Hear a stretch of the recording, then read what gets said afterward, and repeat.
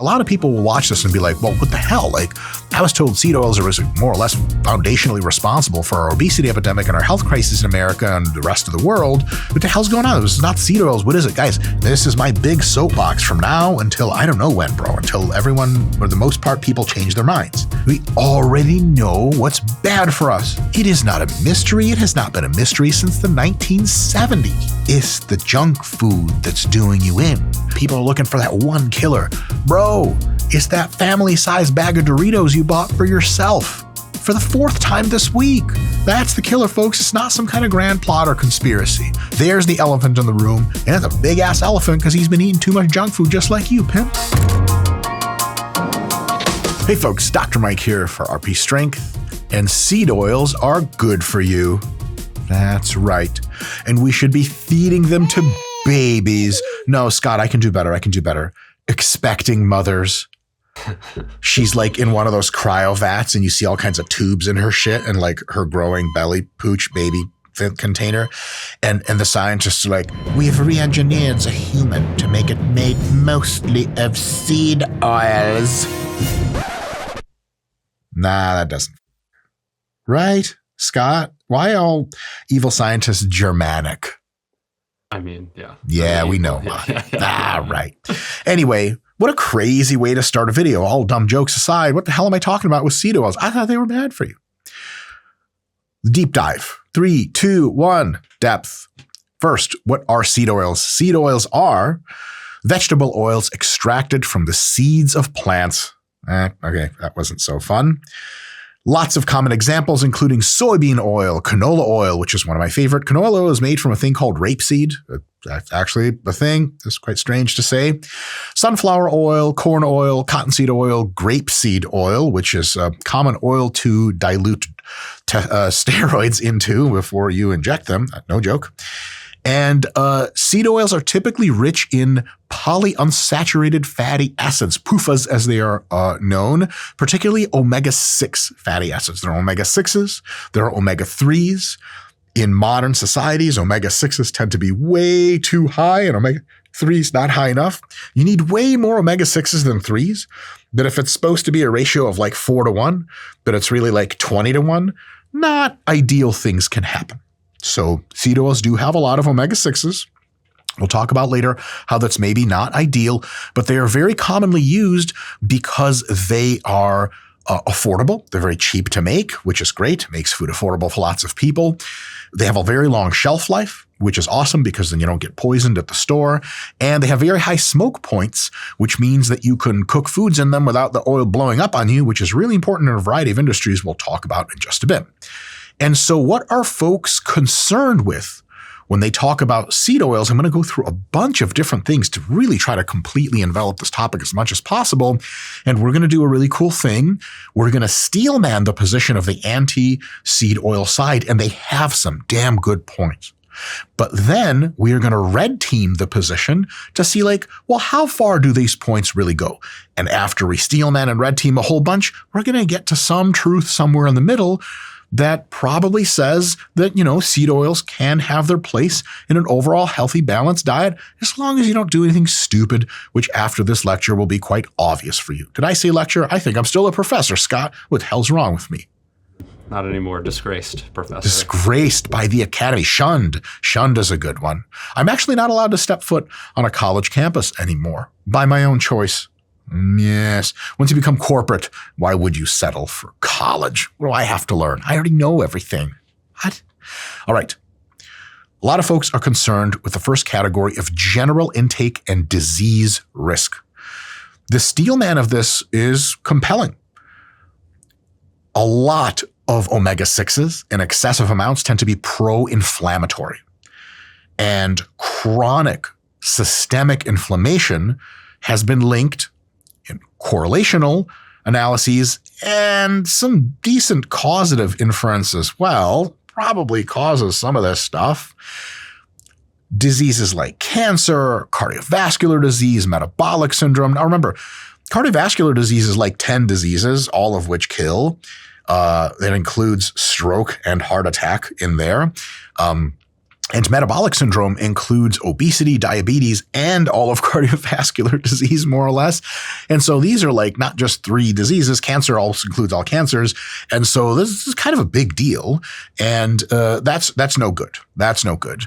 And there's observational data to confirm this, that populations with lower seed oil consumption show lower incidences of these diseases. For example, folks eating the Mediterranean diet, they do more olive oil, which is not a seed oil, less seed oil, and they tend to have a good time. Plus, they do a lot of that Italian shit. Scott, what do you think? It was, beep, beep, beep. Yes, look at me. I'm a grandpa. I tell you what to eat. Only ragu. I legitimately got 195% of my Italian impressions from like pasta sauce commercials from the 90s.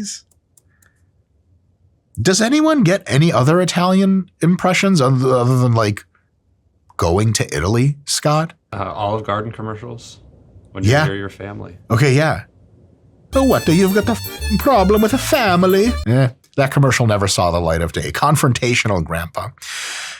There's also an evolutionary inferential mismatch here. I said this already, but quick repetition is that typically we're used to consuming like a 4-to-1 ratio of omega-6s to omega-3s. And now it's like sometimes 20-to-1, which is wacky and not like we're used to. Now, that doesn't mean it's a bad thing because, in evolution, we typically like got way more jaw infections and snake bite than before. There's not like a certain number of those you need to make you healthier. Actually, the fewer, the better. It's not automatically going to be like, oh, this is better. But certainly curious, we can ask the question of like, does human physiology like really gel with this new ratio? And it turns out the answer is probably not that great. Now, that's all pretty compelling, but there's a red team to this, trying to make a more critical analysis. Here are a few interesting ideas for you to consider. In controlled studies, and we have so many that they now can be analyzed in groups called a meta-analysis, where we look at all the studies done on a subject at the same time and try to see if we can get a trend going. What's the big picture that emerges? And they tend to indicate that omega-6s do not increase inflammation markers when balanced with adequate omega-3 intake. So omega-6s aren't this bad thing, is just a thing that if balanced with something is awesome, but if not balanced with it can be not so great. So if you pour gasoline onto yourself, nothing great happens. But if you pour it instead into a car gas tank, great things happen. You get to go places, meet some people, take the old road trip to see your disgruntled uncle that your parents told you don't ever go see him, man. He's been to jail. And you showed up anyway. And you had a great time. So what? You didn't remember 8 hours of it one night. Small potatoes. So basically, if there's a balance between omega-6s and 3s, then there's not anything particularly wrong with even a whole bunch of omega-6s as long as you get a bunch of omega-3s. And chronic diseases are impacted way more, perhaps sort of almost exclusively, by broader dietary and lifestyle factors, which we will get to very, very soon what those are. It's not the seed oil consumption alone, or even hardly the seed oil consumption. It's lifestyle factors and the rest of your diet. We'll talk about that in a sec. There's also a dose dependency. If you have a super high ratio of omega-6s from seed oils and very low omega-3s, yeah, like it's not ideal. It's not crazy bad, but it's not good. But if the ratio is way more balanced, closer to a 4-to-1, it might not pose any risks whatsoever. So seed oils being bad might just not be a thing. Let me put this into perspective for you.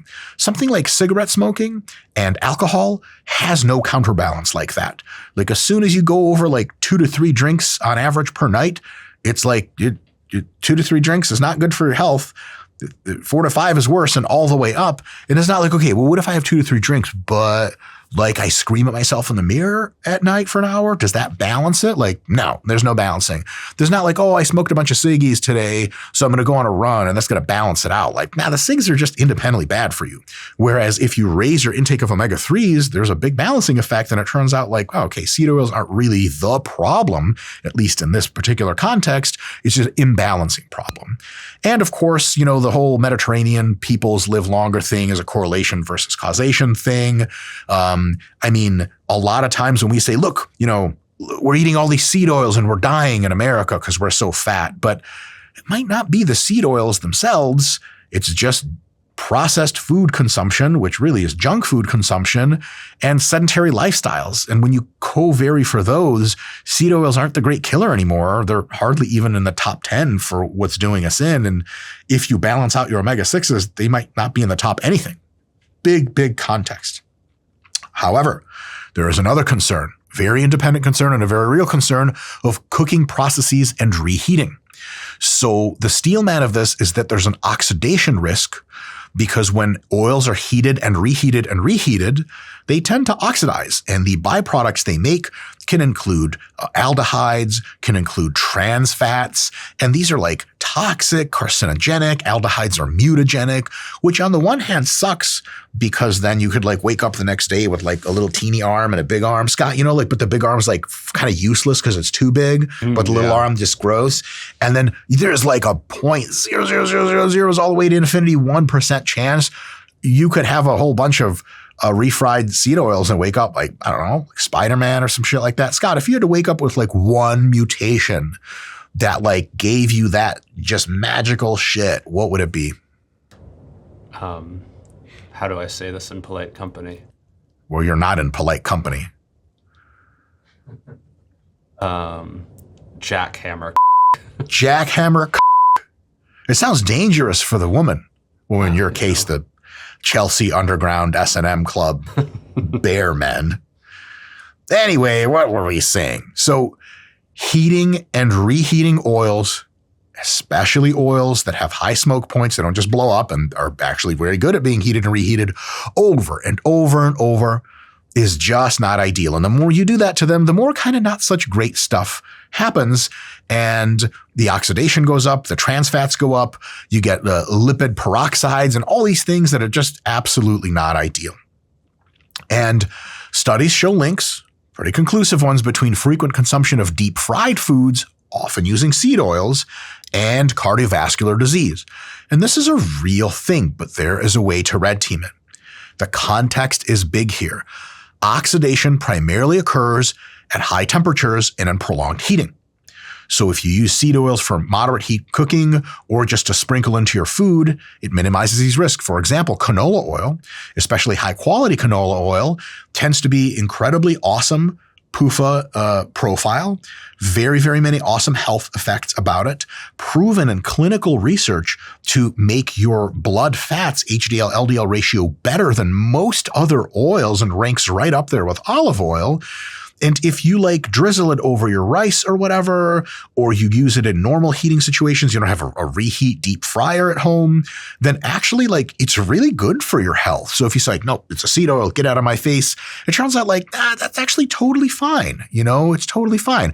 It's like, you know, your friend Bill, people think, oh, Bill's an asshole. Like, no, he's just an asshole when he drinks or does weed or even ecstasy and acid. Don't ever get him on acid. But when Bill's sober for about from 10 a.m. to 11 a.m. on Thursdays, he's so gentle and the man, and you should hang out with him. Kind of like that. So there's also a smoke point variation. Some seed oils, many, like refined sunflower oil, have very high smoke points. And that means they don't decay as much as you reach close to that smoke point. And they're much safer for high heat cooking than butter or lard. And why am I putting a fine point on those? Because a lot of people will say seed oil is bad. Got it. Okay.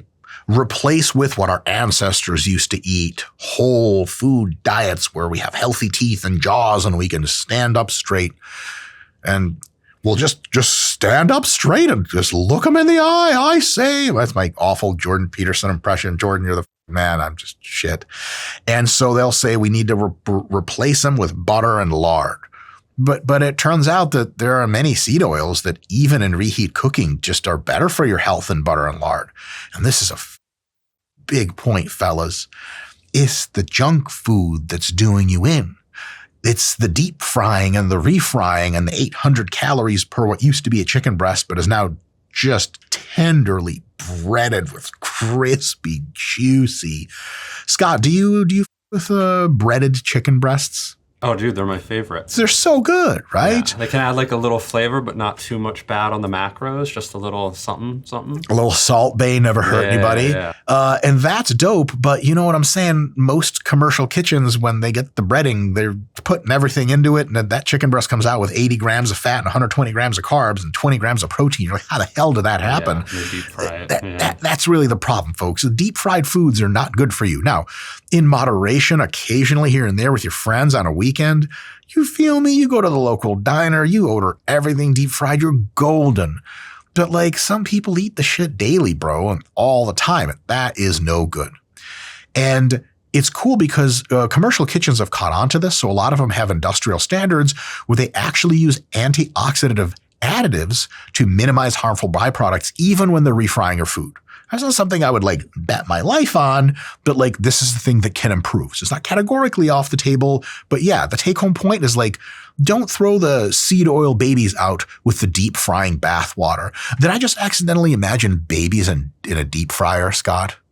Sounds delicious. Well, are they breaded? Ethically slaughtered babies. Of course they're breaded. Would you eat an unbreaded baby? Scott, what kind of animal are you? Yeah, not appealing. Not appealing. Bread my babies. Next, another point with the seed oil, folks, and it's a good point, is that there are industrial processing systems that are applied to these foods, and a bunch of additives might get thrown in, and maybe those are not so great for our health. So the steel man is that there are toxic residues to these things. Hexane, which I thought was like a gasoline, and it turns out it really is used in the extraction process of seed oils. It is a definitive neurotoxin, and traces can be found in the final product, posing potential health risks. And of course, high temperature processing of partially hydrogenated oils creates trans fats, which are strongly linked to heart disease. I remember a study back in the day where they fed a bunch of monkeys. I think now not apes, maybe apes, great apes. Jesus, is that even ethical? They fed them like more or less like sort of lifetime diets of either regular fats or trans fats. I'm gonna tell you this: the monkeys getting the trans fats their whole lives, they didn't do so well. They were highly undermuscled, highly overfat, and had like every disease known to man that's metabolically linked by the middle of their lives. So bad news. Scott, did I just describe the average overweight person in the United States? Yeah. It's a thing. Not great. Trans fats are not great. And thankfully, they're not around. I would go so far as to say that even though maybe some of you guys follow me on my other channel, which is just the Mike Israetel channel, it's all about progress and politics and economics. I'm typically very liberty-minded, typically almost always very liberty-minded, but some things are just so clear as day that like maybe some laws aren't that terrible. And I would say the law sort of banning trans fat use in the United States and most places, like I don't hate that law because trans fats are kind of poison, you know? And if they're easily replaceable, which they are in many other respects, it's not huge downsides. There are downsides to banning it. It increases food prices, reduces shelf life, increases the risk of foodborne illness, but trans fats are just straight up bad. And so like you don't want a whole lot of them. Ideally, you want zero. And a lot of these industrial processing systems that are used to make these final shelf-stable oils, they actually like rip out a bunch of nutrients. They degrade the nutritional value. There are antioxidants in many oils like vitamin E, which is like vitamin E to me is like a white woman thing that they put as an advertisement on like shampoos and skin shit. Scott, you feel me? Mm-hmm. You know what you ever like are trying to jerk off in a hotel shower and you're like don't know where to look and you just end up reading the label of like the shampoo they have and you're like, oh, it's fortified with vitamin E. I feel like a white girl already. I just want to go on the record and say I've never done anything like that. You've never read a label before? No. You don't know what vitamin E is? You've never been to a hotel, Scott? No, I figured out. You don't shower? Correct. Ridiculous. So yeah, we need nutrients. That's no good. This is not great news. But some better news for the red team. There are many regulatory controls. Let me tell you something. It's going to sound a little offensive. I mean it with much love. If you ever find yourself in the comments and someone says, you know, they ought to do something about XYZ, there's a high probability you're not the first 10 millionth person to think about that. And there are regulatory agencies, inarguably far too many in the United States and for sure Europe, that keep really close tabs on all the stuff that could be poisoning you. And sometimes they miss here and there, but they usually don't. And they're usually extra safe. So it turns out they thought through this hexane problem like a really long time ago. And hexane residue is insanely tightly regulated, like people check on how much it is, and it is absolutely found in foods to a negligible amount that mechanistically and correlationally cannot and does not affect your health. Just pretty much at all. Every time you breathe in, there's a decent probability you've breathed in a few uranium molecules or uranium atoms because they exist, right? The universe started with a giant nuclear big bang. They're everywhere. In very high concentrations, they're no good, but you can't avoid all of them. And so below a certain level, any hexane that you consume, it just doesn't essentially do anything. And so worrying about this is okay, definitely don't go out in the sun. Every time you put your phone up to your ears, radiation. Don't exist anywhere which has Wi-Fi, that's radiation. These are all things that are just subclinical. They just basically don't count. And to that point, it's not something to worry about. So it's an awesome concern on paper, but in real life, no worries. Okay, cool. So hexane's not a problem. And in modern processing, most seed oils contain very few or zero trans fats. All oils technically have some trans fats because sometimes that just happens kind of randomly in chemistry. And there are updated industry standards now, and then cold pressed seed oils or minimally processed seed oils avoid these issues entirely. And so basically the trans fats thing is you're just not going to find trans fats hardly anywhere anymore in the modern context. Every now and again you stumble on a few, but it's really super rare. So especially if you're buying really awesome heart healthy canola oil at the store, it's a seed oil. There's just not really any trans fats in there that you have to worry about. And of course, I'm sorry, folks, the racial jokes are getting out of hand on this channel. I do pick on whites a lot because y'all motherfuckers take a joke really well. Some of you. You can go for alternative products. If you're really earthy, you can get organic, unrefined, or expeller pressed seed oils if you're concerned about processing. And those are real. They just cost $1 trillion at Trader Joe's, whatever white people ass store you motherfuckers shop at. So that's a thing. And so it's not the seed oils, it's a lot of the stuff around them, but the seed oils themselves definitely have downsides. But in context, some of these kind of start to disappear when you look at the thing more closely. Another one is kind of nutrient dilution. Seed oils can, if you eat a crap load of them, can displace healthier fats from the diet. If you eat a lot of seed oils, maybe you're under eating monosaturated fats from olive oil or omega-3s from fish. That's not good. And they have a very high energy density. So they're really calorie dense and obviously contribute to weight gain, which results in metabolic syndrome and all this other really bad stuff. And here's the thing, in most diets, flexibility is awesome, and seed oils are a very minor contributor to dietary imbalances in most cases. As a matter of fact, if you get in enough omega-3s, they're just not a contributor in pretty much any cases.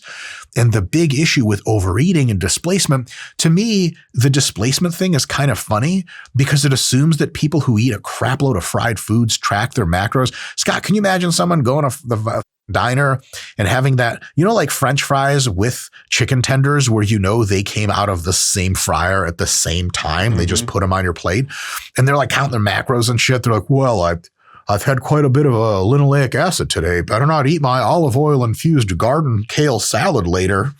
Nobody's doing that shit. So displacement's hilarious, but the joke ends when you realize that people just eat their normal shit and then put a crap load of seed oils and refried foods at the diner in afterwards. Then the diner didn't quite hit. Scott, you ever leave a restaurant? You're just I could still eat. And you stop by Mickey D's on the way back. You're just I got to have it, bro. No. Ronald McDonald. No, I'm a normal person. Okay, fine. No, fine. Whoa. I don't leave at dinner to get fast food. You are not a normal person. You ever super similar question. Are you ever standing in the shower, okay, your hands at your sides, Scott, and you're I just wish, I know it's not how causality or the universe works, but wouldn't it be nice if Ronald McDonald just kind of walked in and I was able to hold him as we showered together and I watched his makeup come off and I was able to see the real him underneath all that corporate bullshit. Take off the red nose and just get to it. I imagine he's the Joker type of character, Yo, facts. You don't want that nose coming off. Yeah. You take it off, Scott, and it's just one of those skull noses where there's nothing there. And he's and, actually, that sounds really scary. Clowns, skulls are scary. I never want that shit to happen. I take it back. So it turns out the big issue is lower quality diet with high calories, which just means a lot of junk food, folks. It just means junk food is really the problem. Next, omega-6 to omega-3 ratio. The Steelman is like there's an inflammatory effect where too many omega-6s and not enough omega-3s is just not ideal. And of course, the evolutionary argument. But practically speaking, if you just increase your omega-3 intake, you can do it through fish consumption or supplements like fish oils or direct healthy fat supplements, essential fat supplements, EPA, DHA supplements, which are awesome. You can just balance out the ratio. The ratio has to be pretty tilted in omega-6s anyway. So it's not like a lot of people get this twisted. They're like, okay, we eat way too many omega-6s and not enough omega-3s. Like, okay, we eat way more omega-3s and way fewer 6s. Like, no, that's the wrong ratio. The ratio is supposed to be more 6-3. So it's not that big of a walk for someone to just raise their shit on the 3 and lower their stuff on the 6 a little bit. And that really does well. And the direct link between this ratio and inflammation isn't as direct as we'd like to believe. The human body is very adaptable, very complex. It regulates inflammatory pathways through like 10 different sub-factors and all these other parts of the system. And so it's not super true to say like it is exactly true that omega-6s that are too high every time cause high degree of inflammation. It's a bit more nuanced than that. It doesn't just happen in a linear fashion. So most of the time, if you just eat enough omega-3s, you're probably Gucci. Next, to be very, very complete in this discussion, I'm sure I missed some other stuff, but there are environmental concerns and some ethical concerns with consuming seed oils. I mean, a lot of food is done like this, but there's a thing called monoculture farming where you just do the same field for the same stuff all the time. And large-scale seed oil production promotes monocultures, which contribute to loss of biodiversity and deforestation and soil degradation. There's lots of chemicals that go into that, pesticides, herbicides, fertilizers, which can harm ecosystems. But it turns out that we know all these things, and for some cost, and many more food corporations are starting to do this, we can actually obviate pretty much all of them. There are lots of innovations in sustainable agriculture, regenerative farming, reduced chemical inputs, modified chemical inputs that we know where they're going and we can loop them back in and not just have them just get all over into the environment, can really mitigate these effects.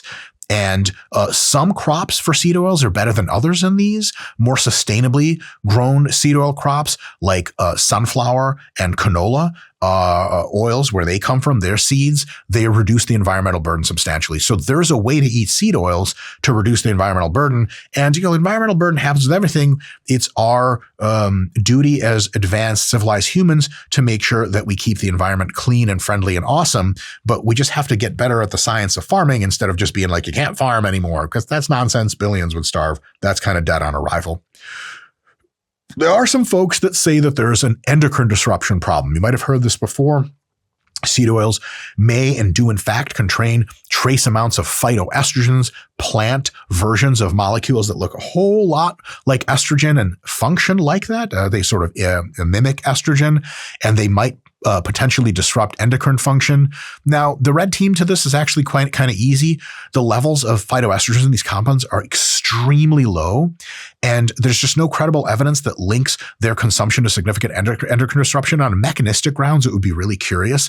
Another thing is like, if you have a 1,000th more estrogen in your body, estrogen-like compounds than you used to, it just doesn't register on any scale. If you have 1x more estrogen, like you had 100 units, let's say you had 1,000 units and now you have 1,001. Nothing's happening. Let's say you had 1,000 units, but now you have 2,000. What you're going to get from doubling of estrogen in many cases is like slightly more body water, but your joints feel better. Your heart actually becomes healthier over time. It's cardioprotective.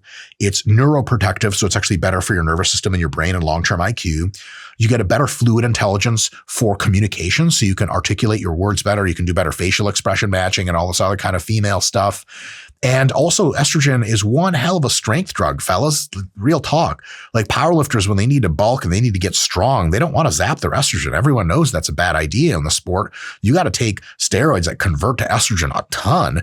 And so people out here worried about soy, worried about seed oils, like, man, estrogen, bro, keep it away from me, man. I got to lift a truck. I can't do shit like that. Like, yeah, but when you take D-ball every morning, that produces like 80 trillion times more estrogen than the seed oil. So it's just kind of a non-starter. Lastly, high omega-6 diet and mental health. Excess omega-6 intake probably through inflammation can cause neural inflammation, potentially affecting and worsening mood disorders, leading to some declines in cognitive function, all sorts of really not fun stuff.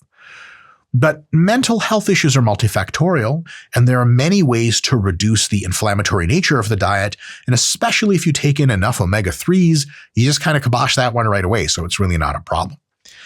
And here's another really quick kicker. So those are all the big major concerns. Another question is, can seed oils replace other fats in the diet and actually make the diet healthier? And yes, the answer is yes. It's not pretend yes. It is multiple, very well done, placebo-controlled replacement trials where they have one group eat a certain amount of regular whatever fat, different kinds of fats, and another group take out some of those fats and replace them with certain kinds of seed oils. That group that replaced them just gets better markers on blood work for things that relate to cardiovascular disease profile, inflammation, and so on and so forth. And there are seed oils that are higher in omega-3s, like canola oil. And if the original fat that you're replacing is like lard or butter or coconut oil, it's actually better to have canola oil instead of those within certain parameters. And so that's a thing. And so people say you got to get rid of the seed oils. It's like, why are there all these studies on the internet from reputable labs, not just industry-funded labs, but independent labs as well, that find that canola oil is actually really heart healthy, and probably you should replace some of your butter and lard with it, and you would do you a lot of good. And this is where we get that hippy-dippy attitude, because canola oil is all pressed by machines and has hexane in it, so it's bad. And then people go, coconut oil. Coconut, that's like, the indigenous peoples, and they're connected to the land, and coconuts, like there's like a tropical thing. And so they're good for me, right? Well, coconut oil turns out to have a load of saturated fat in it, and is actually not that great for your health in excess. It's fine in moderation, but actually you can just take in way more canola oil before it gets to not being out of imbalance and hurting your health than coconut oil, as I like to call it, coconut butter. Scott, I used to think I was going to make something with coconut oil, and then I bought a can and it was just a solid mass of white. And I was like, you're like, hold on, I thought this would pour. Lied to me. And so the deal is like, yeah, man, if you're going to say olive oil is really awesome, that's true. But canola oil is right up there. And so just hashtag not all seed oils, man. Because we're on the subject, what does healthy overall fat type consumption look like? Maybe something like 25% or fewer of your total fats can come from saturated fat sources, some 50-50 from animal sources and plant sources alike. No big deal. These aren't the greatest things in the world, but that's totally fine, up to about 25%. Polyunsaturated fats, PUFAs, including many kinds of these seed oils, can form another 25% of your diet. Omega-6 PUFAs, and of course a little bit, but a critical amount of omega-3 PUFAs. A 4-to-1 ratio is great there. 4 omega-6s for every 1 omega-3 is dope. And then it turns out that like monounsaturated fats should compose roughly 50% of your total fats for health. Something I've been saying for a very long time. Hopefully it's true. It's true. Mostly from plant sources. These are like the awesome fats. And you know what's really cool is canola oil has a crap load of monounsaturated fats. And so does olive oil and nuts and nut butters. But I'm getting ahead of myself because I have a whole list of foods for you that are awesome high-fat foods that if and when you need fats, that's where to get them. So foods high in better fats include fatty fish of various kinds. They're amazing for all sorts of health outcomes. They're awesome. Don't overeat fatty fish all the time unless you know it's sourcing really well, because it could still have a little bit of excess mercury in it. So don't just like eat fatty fish for every single meal of every single day and you're going to be Gucci.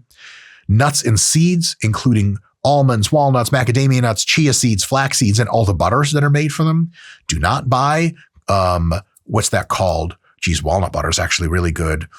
Cashew nut butter. Don't buy it because you're going to be addicted to it for the rest of your life. Scott, you ever tasted anything better than cashew butter before? It's good. It's so good, bro. And if you're dieting, don't ever even smell it. No. You're done. They're great for all kinds of stuff. Extra virgin olive oil, which is also how Scott prefers his women? No.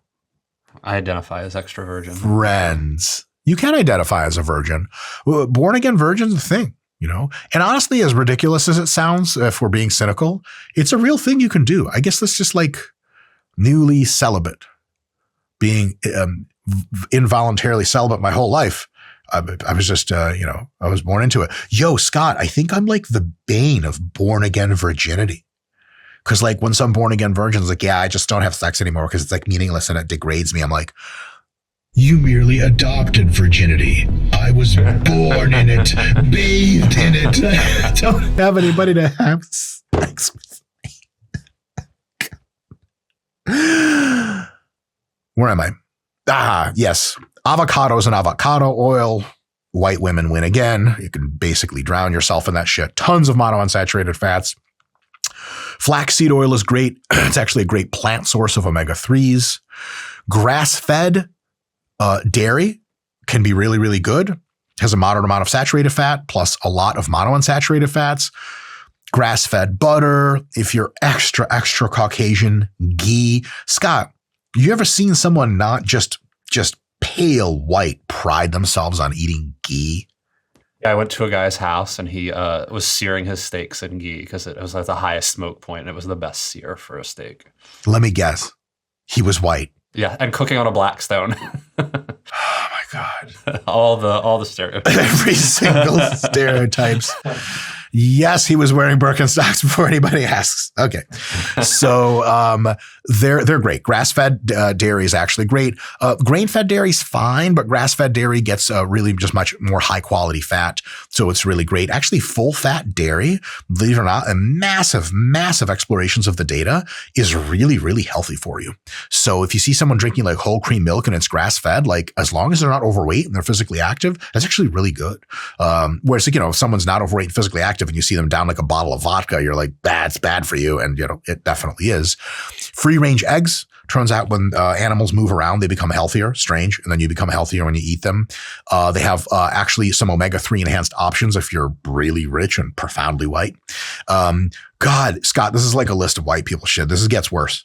You guys thought the white people jokes were getting out of hand. Check this out. I'm going to tell you guys, I'm just going to hit you with the following 3 categories that I have written out for what kind of fats are healthy fats. It is like you're literally going to become like Benjamin. You're going to become Benjamin Franklin after we're done with you. Check this out. Scott, you ready? Mm-hmm. Dark chocolate. Yeah. Just give me sushi and wine. I'm literally a Caucasian woman in her late 20s. Tears included. Hemp seeds. Stop. Although Bob Marley, but otherwise stop. And then seaweed and algae oil. Like algae oil, bro? Who asks for that at the store? That's too much. That's too far. Except white people. Foods, high and worse fat. So that's all the great fat foods. And you should be eating them. They're awesome. If you like hippie girls and hipster girls, take your ass to that expensive grocery store down the street, ask for algae oil, and you'll be swimming in it in no time. And by it, I mean female ejaculate, not necessarily algae oil, though both can be an excellent combination. Foods, high and worse fats. This is stuff to eat when you feel like a treat. A few times a week, maybe. It's also something you can eat never and just don't not have to worry about it, but a few times a week, it doesn't cause any kind of notable harm. But if you start leaning into this stuff kind of all the time or really often, you're not going to have a good time. A couple weeks ago, my wife and I did a little vacation and we had some friends over, actually Menno Henselman's. And while Menno ate preposterously healthy the entire time that he was here, except for the few meals that forced him to eat junk food, my wife and I were like still doing macros, still training, still doing calories, everything in control, but we were eating a bit of BS, right? Like gas station food and crap like that. You guys, like, I legitimately would not heal from DOMS because my inflammation was completely outlandish. Like, and my like throat swelled up a little bit. I was, what the f is going on? Switch back to healthy food. And in like 2 days, I was like, I can breathe and see the world. My brain was so clear. My sleep was better. I'm like, okay, this is what it's like to have even like one junk food thing a day. Like there are people who eat 3 meals a day of this stuff. What stuff? Fried foods, because they have trans fats in them and overheated PUFAs. No good. French fries, fried chicken, onion rings, etc. Especially when they're cooked in reused oil. Bad news. Again, every now and again, just fun with your friends. All the time, not great. Packaged snacks, sometimes they used to have trans fats in them. They really don't anymore, but chips, crackers, microwave popcorn, you can have these on occasion in the context of a calorie-controlled, macro-controlled diet, but it's just not something to eat all the time. Processed meats, sausages, hot dogs, bacon. Scott, do you remember there's usually like 15 years ago, it was like a bacon trend where hipsters started eating everything with bacon and they're like, bacon, yeah. It's still pretty big, I think. Oh, no shit. Yeah. Are people still deluding themselves that that's healthy or no? I think much less. Stop, people, stop. Yeah, bacon's not that great for your health. There are ways to make bacon and ways to source bacon that make it much better. But on average, like Slim Jim is not a core part of an excellent diet. We have margarines and shortenings, which are chain trans fats. These are like very, very rare nowadays, though you can still find them. Refined seed oils, corn oil, soybean oil, sunflower oil. A lot of times these occur in like salad dressings and nacho cheese dips. Basically, fellas, some shit you're not supposed to be eating all the time, but you still do it anyway. All right? Real talk. Fast foods. I mean, they're a combination of poor fats and all kinds of carbs and saturated fats, trans fats, unhealthy PUFAs. Fast food actually has all three of the nasty categories of fats typically, and some of them don't have trans fats anymore, or very low levels. Some still do. Guys, fast food's bad for you. I don't know how else to say this. This is news to nobody, right? Notice this does not require the presence of any magical special chemicals. It's just like everything about fast food sucks. That's why it's junk food. And every now and again, it's amazing. But if you just rely on it as like a daily way to get in calories, you're going to have a bad time. Ice cream and desserts have saturated fats and refined sugars. They're not the ideal source of fats. Vegetable shortenings that are used in baked goods. Basically, if you see a pie hanging out for 2 weeks in your Kroger with just a little simple plastic lid on it, it doesn't go bad. It's not something to eat on a daily basis. Every now and again, grandma's original pie recipe, TM, is totally fine to eat, but I wouldn't rely on that all the time. And then we have processed cheese products, which I sort of already mentioned, cheese slices, spreads, shelf-stable cheese products. A lot of times, they have low-quality saturated fats in them, and they're just not ideal. A bit of cheese here and there works really well. It's just not, something you need to be eating day to day all the damn time, which I used to do and I'm not currently doing, and I feel way better for not doing it. So the key takeaways here is that if you prioritize whole, minimally processed foods like fatty fish, nuts, nut butter, seeds, olive oils, canola oils, avocados, you're going to have an awesome time. It's really great. And the not ideal fads to avoid for the most part, except on occasion, are, heavily processed foods, trans fats, mostly kind of avoid all the time, and fried items, especially deep fried ones cooked in reused oils. And to that point, if it's not the seed oils that are doing us in, because it looks like in the context of a good balance of omega-6s and 3s, choosing better options like really well-made canola oils, and keeping the context of making sure to eat mostly monounsaturated fats and not mostly omega-6 PUFAs, all of a sudden seed oils by themselves really have functionally no downsides as a category. It's just that the way they're introduced into the diet and some of the processing that occurs with some of them is definitely not good. So if it's not the seed oils, because like a lot of people will watch this and be like, well, what the hell? Like I was told seed oils are more or less foundationally responsible for our obesity epidemic and our health crisis in America and the rest of the world. What the hell's going on? This is not seed oils. What is it? Guys, here's the thing. And this is my big soapbox from now until I don't know when, bro, until everyone, or the most part, people change their minds. We already know what's bad for us. It is not a mystery. It has not been a mystery since the 1970s. Delicious, often highly processed, cheap, convenient junk foods, high in carbs and fats in some combination that lead to caloric excess because they're so goddamn good to eat and you just can't stop. And they lead to body fat gain coupled with low levels of physical activity and low levels to zero levels of resistance training for your muscles is what puts you in the ground in the food system. That's it, fellas. That's 95% of what's doing it. Everything else is either details or just doesn't do hardly anything measurable or anything at all. And I know this sounds like the Scooby-Doo unmasking the villain and is just like a mirror of yourself. Oh, crap, it's me eating my old junk food again. But at the very least, the explanation of like, just eat less junk and eat more healthy food is simple. It's actionable. You can do something about it. It's not a mystery. If someone tells you like, oh, it's hexane beta-galactoglobulin H6 not 5 that you need to be avoiding, and there's in so many foods, you'll never know where it is. What the f am I supposed to do? I'm not a chemist. I can't look at food and x-ray scan it, see if that shit is in there. What the hell? But like everybody knows what junk food is. I don't mean everyone. Someone has a grandma that doesn't. Most people know what junk food is or isn't, and it's not difficult to figure out what the hell. Simple. You can just easily cut your junk food consumption if you'd like. It's monitorable, which means like you know how much junk food you're eating and you know how your body feels. It's logical. There's all the evidence for junk food causing harm is like overwhelming. It's not even up for debate anymore in a grand sense. And it doesn't require you to be paranoid about mysterious yet deleterious, very specific ingredients. And that's a big myth. People are looking for that one killer. Bro, it's that family-sized bag of Doritos you bought for yourself for the 4th time this week. That's the killer. That's the killer, folks. It's not some kind of grand plot or conspiracy. There's the elephant in the room, and it's a big-ass elephant because he's been eating too much junk food just like you, pimp. All right. 2 last things, and I'll get the fuck out of your hair. RP Diet Coach app exists. And you can get it, link in the description. It'll help you with your dieting.